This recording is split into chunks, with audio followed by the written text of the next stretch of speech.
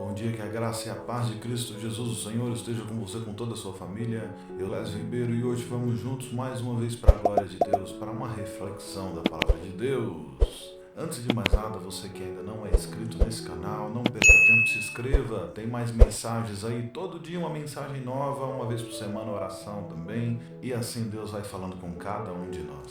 Hoje eu gostaria de falar um pouco sobre como foi que nos tornamos tão insensíveis.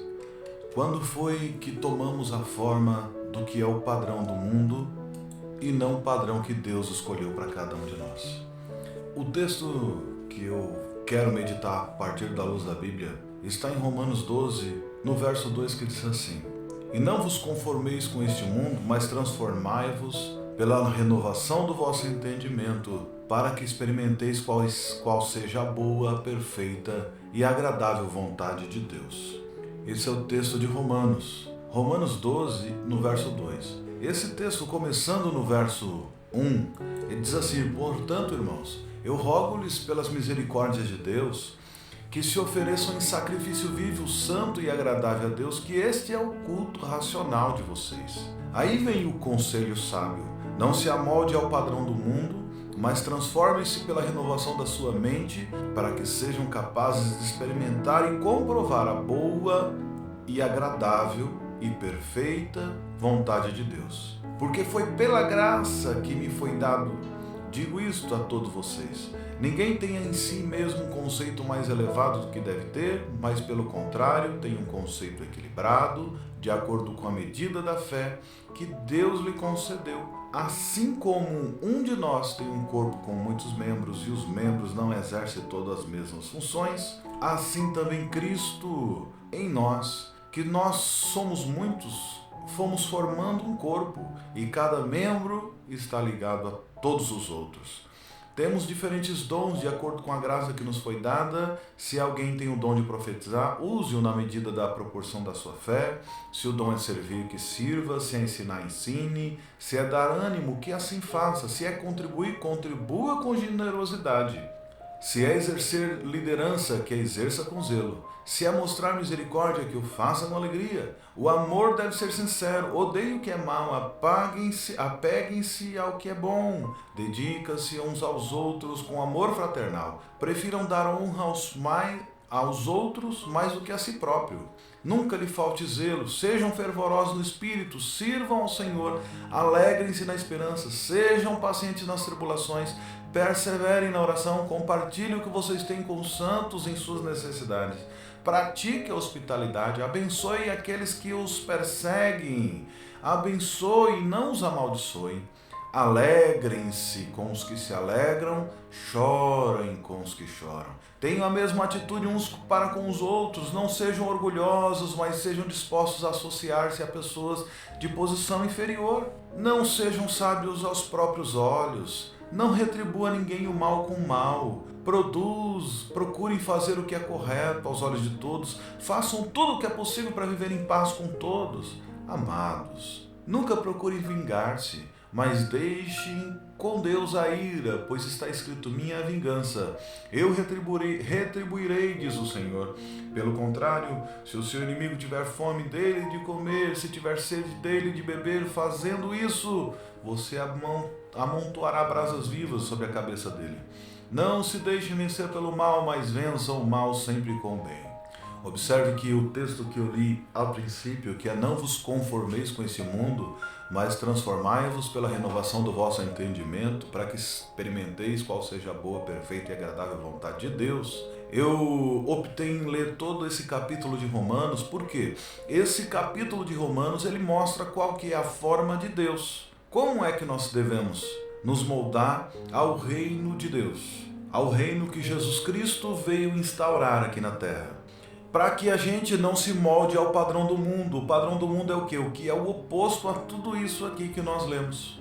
Hoje nós estamos vivendo em uma geração que se tornou insensível. As pessoas não têm mais sensibilidade com a dor do outro.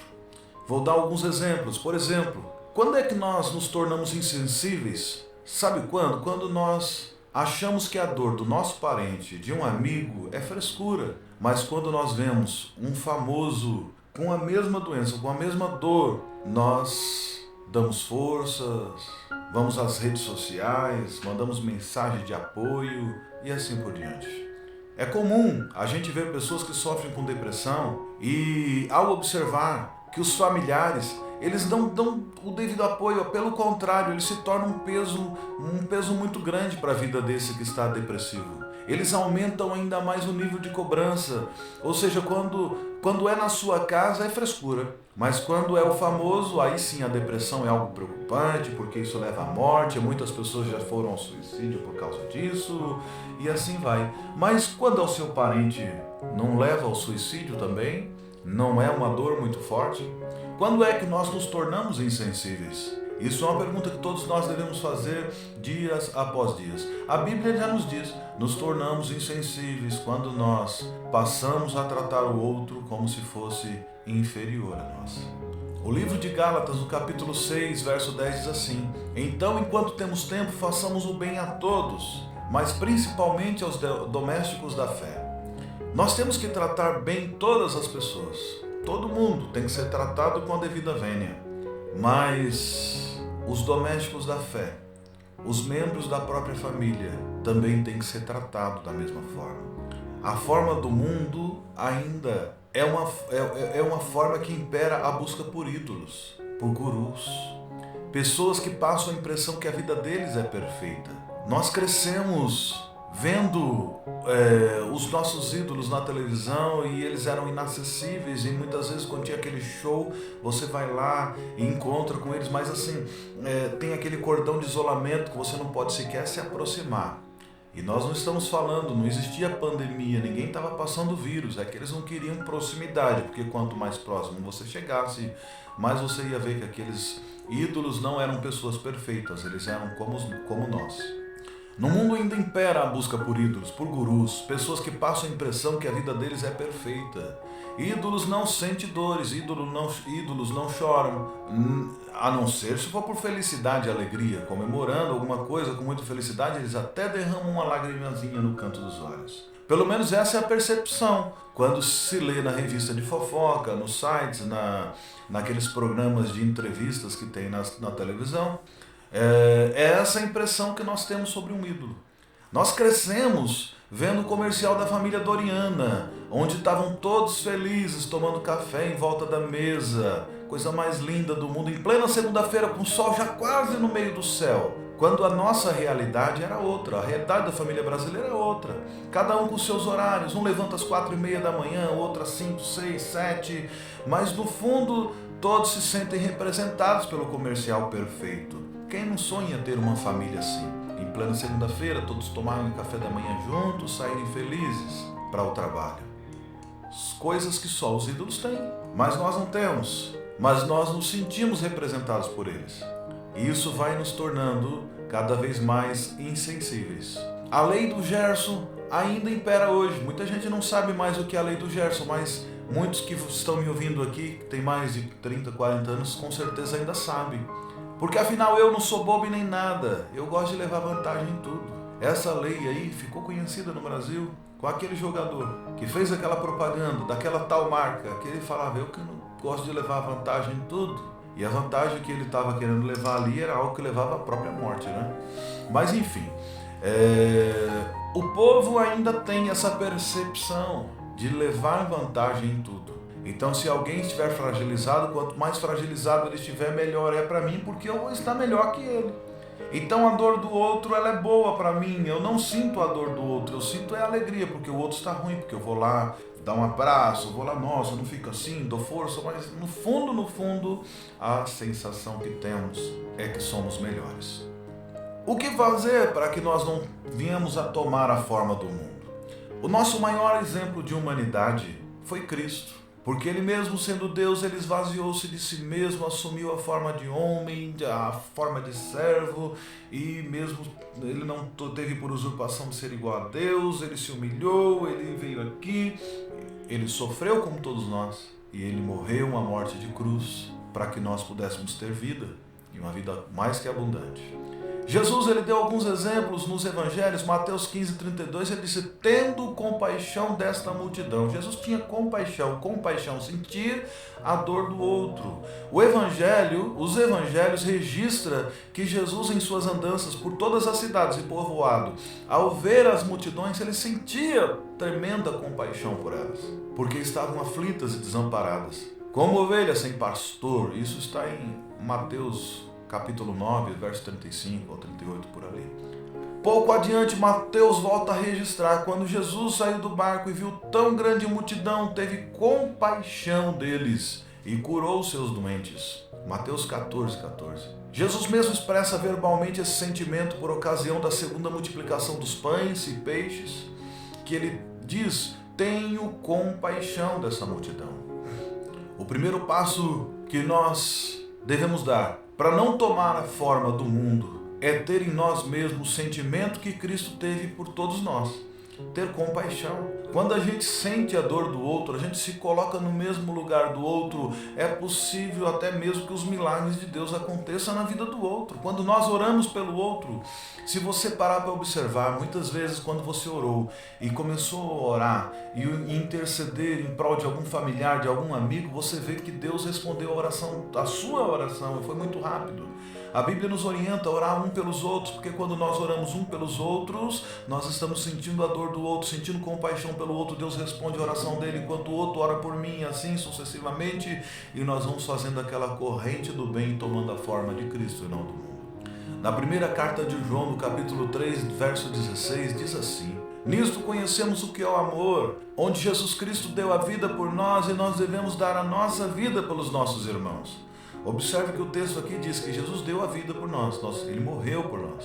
E nós temos que dar a nossa vida por nossos irmãos. Nós não temos que morrer pelo nosso irmão, nós temos que dar a nossa vida, nós temos que viver por eles. Temos que ajudá-los, motivá-los, orar por eles. É necessário fazer escolhas difíceis para sair do padrão do mundo. É necessário praticar um padrão mais excelente. Nós temos que buscar sermos como Cristo. É Ele mesmo que orienta isso através dos evangelhos. Ser como Cristo. O caminho da segunda milha é o local onde não existe trânsito. Jesus diz: se alguém te obrigar a andar 1 milha, ande 2. Se alguém te obrigar a lhe pedir alguma coisa emprestada, se alguém lhe pedir alguma coisa emprestada, não dê as costas a ele. Vocês ouviram o que foi dito: ame o seu próximo e odeie o seu inimigo, mas eu lhe digo: ame os seus inimigos e orem por aqueles que os perseguem, para que vocês venham a ser filhos do seu Pai que está no céu, porque Ele faz raiar o seu sol sobre maus e bons, e derrama chuva sobre justos e injustos. Se vocês amarem apenas aqueles que te amam, que recompensa vocês receberão? Até os publicanos fazem isso. E se vocês saudarem apenas os seus irmãos, o que estarão fazendo demais? Até os pagãos fazem isso. Portanto, sejam perfeitos, como perfeito é o Pai Celestial de vocês. Isso está em Mateus 5:41, verso 48. Nós temos que atentar para alguns padrões que o próprio Cristo colocou para nós. Como acabei de falar, se alguém pedir que você ande 1 milha, ande 2. Porque na primeira é a obrigação, era a obrigação da época. Na segunda, você vai porque você está fazendo como voluntário. Se alguém lhe pede a túnica, dê e dê algo a mais. Não existe fila para isso. Não existe fila, não existe uma multidão de pessoas correndo para dar o outro lado da face quando agredido. Não existe. Existe concorrência para quase tudo, tanto na vida cotidiana quanto na igreja. Existe concorrência, mas fazer as beneficências, cuidar do órfão, da viúva, cuidar dos necessitados, evangelizar, pregar, anunciar o evangelho da paz, não tem fila, não tem concorrência. E digo isso porque eu já tenho quase 20 anos caminhando como missionário. E quando eu vou pregar nas igrejas, sempre tem pessoas querendo pregar no meu lugar. Tem pessoas até melhor que eu. Se eu for tocar, que eu toco um pouquinho de violão, sempre tem músicos melhor que eu. Se eu for cantar, que eu canto um pouquinho também, sempre tem cantores melhores do que eu. E são pessoas que chegam para mim e falam: eu sou muito melhor que você, não sei nem o que você está fazendo aqui. E eu concordo, são mesmo. No entanto, Todas as vezes que eu saio para evangelizar pelos vales, pelos becos, nos hospitais e em outros lugares, não tem concorrência. E quando eu encontro algumas pessoas que também estão fazendo o mesmo que eu, eles ficam extremamente felizes.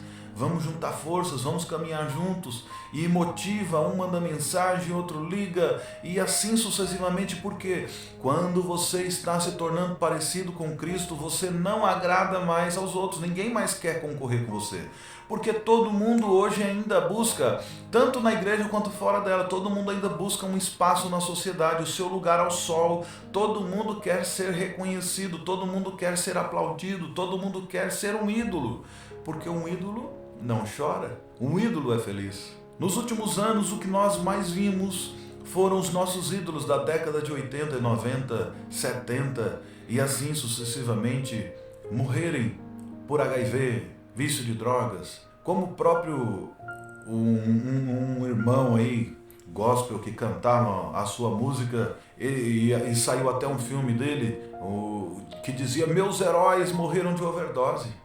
O Cazuza, quando escreveu isso, parecia ser uma coisa absurda. Não, nós vimos isso.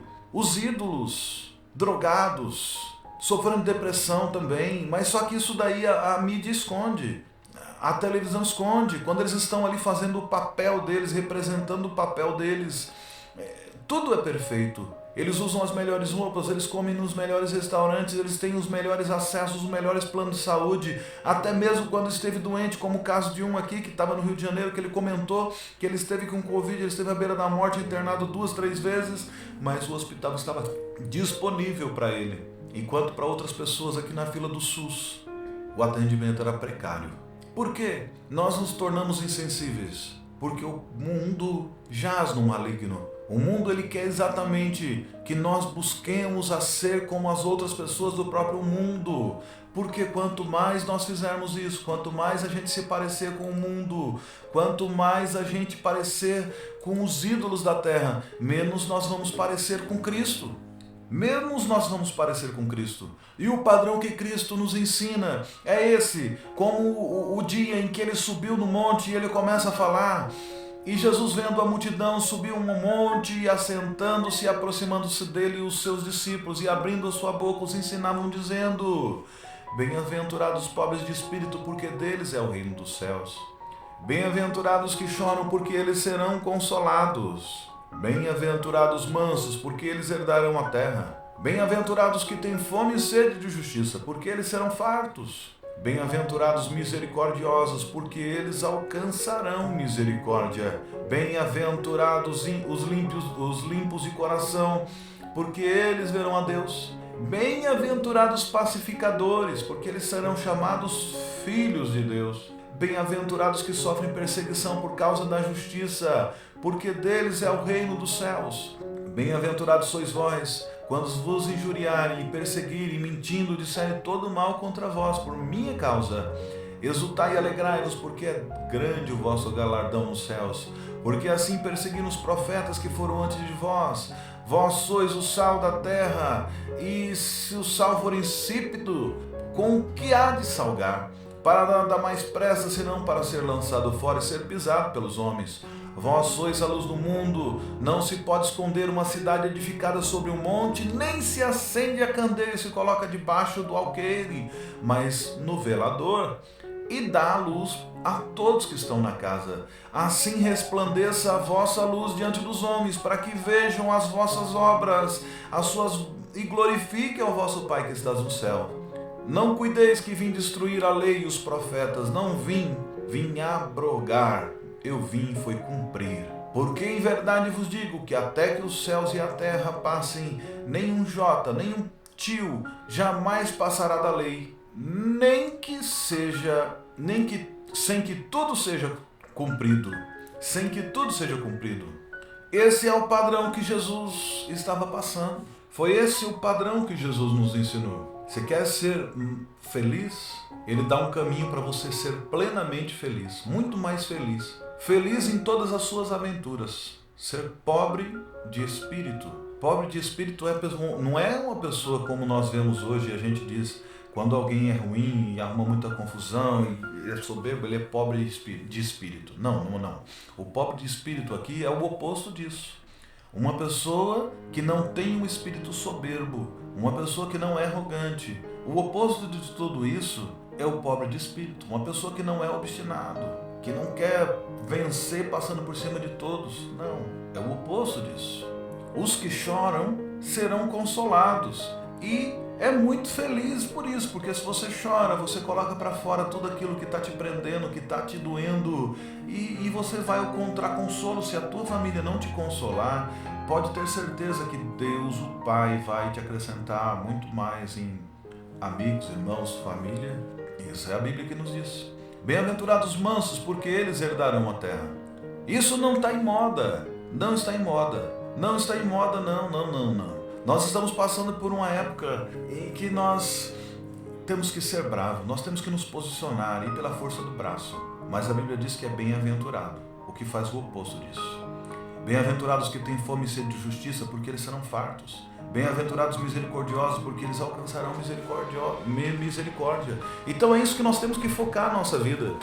Nós temos que nos lembrar que o padrão nosso é não tomar a forma do mundo. Nós não podemos ser iguais ao mundo. Nós temos que renovar, nós temos que transformar o mundo pela renovação do nosso entendimento, da nossa mente. Somente assim nós seremos capazes de experimentar a boa e perfeita e agradável vontade de Deus. A qual padrão você tem se transformado? Qual é o padrão que você tem utilizado para a tua vida? É um padrão que se assemelha àquilo que Cristo ensinou? Ou é um padrão aí qualquer da média do que o povo vive nos dias atuais? Esse momento de reflexão eu gostaria de te levar a pensar sobre isso. Qual é o padrão que você tem tido na sua vida? Você parece mais com Cristo ou você parece mais com os ídolos que são formados conforme a sua imagem e semelhança? Esse foi o momento em que nós tiramos aqui para ver aquilo que Deus quer para as nossas vidas. E para que nós possamos viver uma vida na qual nós possamos ser capazes de experimentar e comprovar qual é a boa, perfeita e agradável vontade de Deus, nós temos que seguir esse padrão que a Bíblia nos colocou. Muitas vezes é um padrão difícil? É um padrão difícil. Eu sei disso. É muito difícil. Mas nós temos que fazer escolhas. Queremos nos tornar parecidos com Cristo ou nos tornar pessoas insensíveis e correr o risco de ficarmos de fora no grande dia. Ah, mas disso depende a salvação, irmão? Claro, não. A nossa salvação depende somente de Cristo. Mas quando nós escolhemos viver parecidos com Ele, nós vamos fazer as obras que Ele fez e as obras que Ele orientou. Agora, quando nós escolhemos viver de acordo com os nossos ídolos, com as nossas escolhas, com o mundo, nós vamos errar o caminho. Então, o meu conselho hoje é cuidado para não errar o caminho. Cuidado para não errar o caminho. Essa palavra tem que ser dita, essa reflexão tem que ser feita diariamente. Cuidado para não errar o caminho, porque importa para nós termos uma vida eterna. E se a gente se perder por essa caminhada, será que nós não vamos errar também a porta? Não sei, mas fica aqui a reflexão, fica aqui a dica. Se torne parecido com Cristo, que é o melhor caminho que você pode escolher para a tua vida. Que Deus abençoe vocês, toda a sua família, na graça e na paz de Cristo Jesus, o Senhor.